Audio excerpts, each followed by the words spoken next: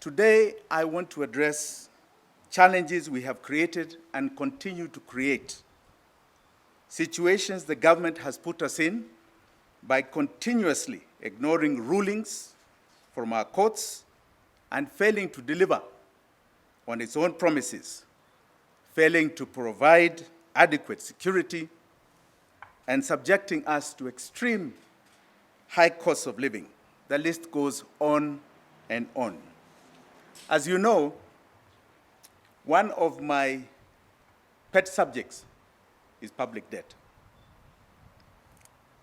And in this regard, on the 27th of February, the National Treasury submitted a report to Parliament indicating that Kenya had borrowed 223 billion shillings between September to January.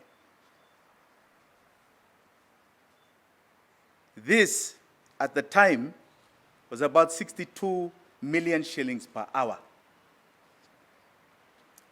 In just February alone, when you saw the shenanigans with the Eurobond, the government added another 545 billion shillings to our debt, borrowing in a total of 6 months, 768 billion shillings, which is more than the previous regime of Uhuru Kenyatta did in 1 year.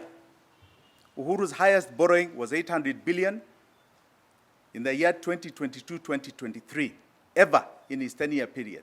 But in 6 months, this government has already reached that target. That translates to a very frightening figure of 177 billion shillings an hour.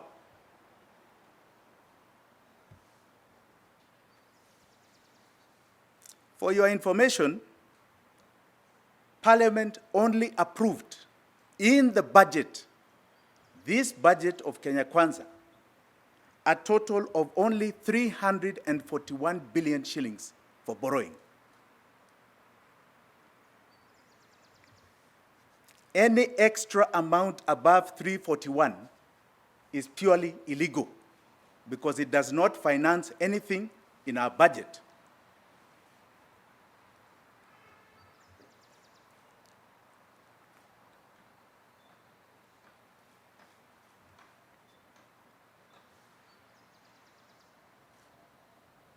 Where it is allowed to borrow more in order to pay back an existing loan.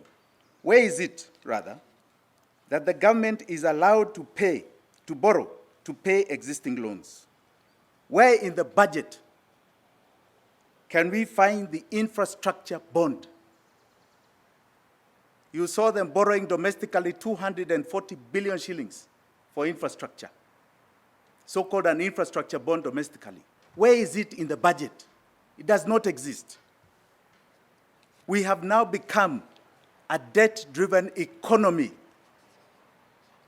completely debt-driven. We are becoming more and more slaves to debt. And before all of you start feeling there is so much confidence in the shilling, we have the figures as of February 29th, end of last month, where usable foreign exchange plunged by 259 million shillings, which left us with only 3.7 months worth of import cover.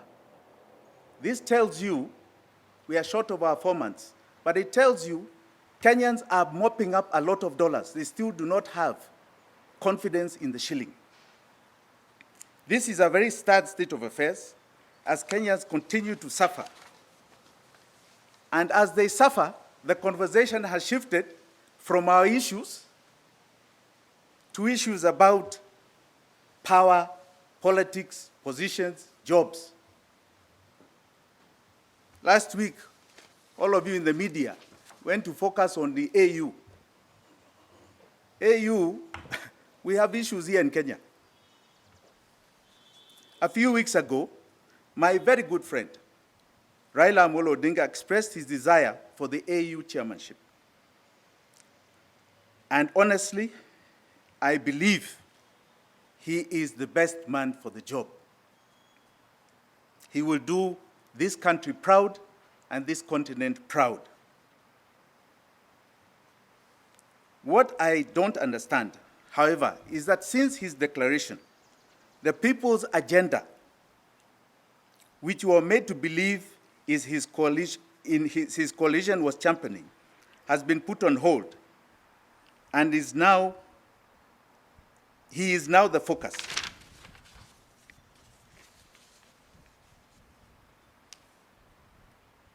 The Azimio coalition is dredging the political landscape and pulling out people who are part of Kenya's problems and presenting them as solutions.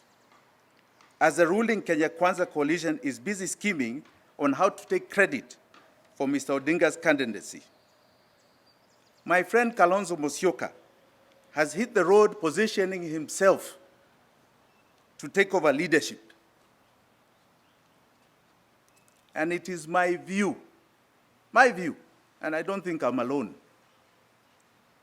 that Kalonzo Musyoka is best following the path of Raila Odinga. He has been in elective politics for 40 years. He's part of the old order.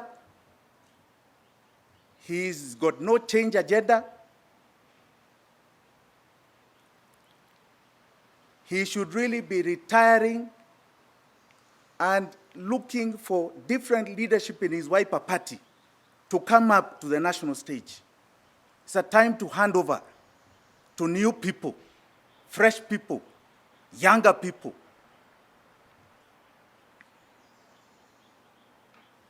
And just as this is all happening, people are focusing on positions. Kenyans are still struggling for a basic meal and school fees. The so-called bottom-up model has become a bottom-down model. In this day and time, we are losing our own people to banditry. 53 lives just the other day. I've seen in Kisii today, more skirmishes. And yet, we have a president that is taking our police force to a war zone. That thing is not called peacekeeping. It is called war zone. We are going to fight a war. Police are not meant to fight wars. That is for the military.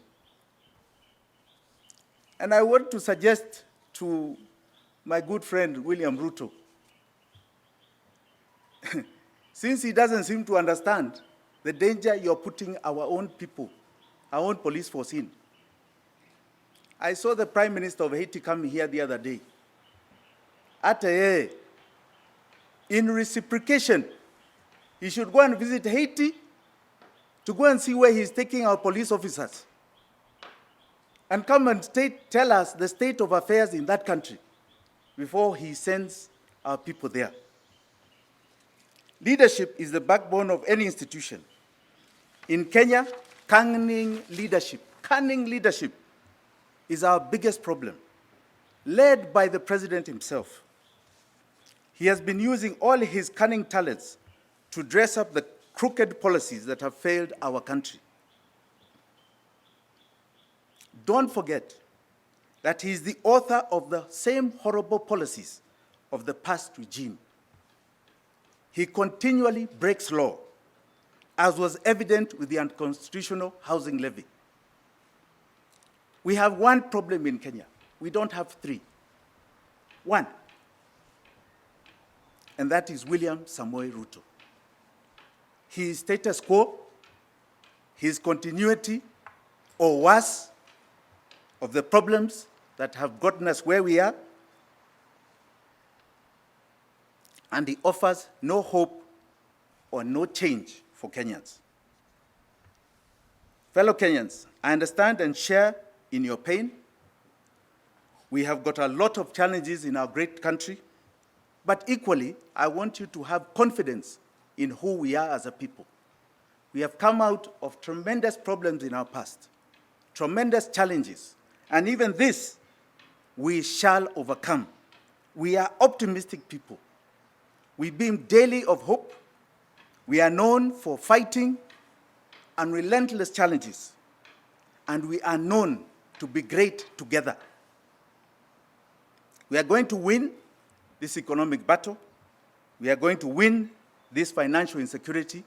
We are going to cut off the chains of debt, the chains of our slavery, and have no doubt that Kenya is going to go much, much further.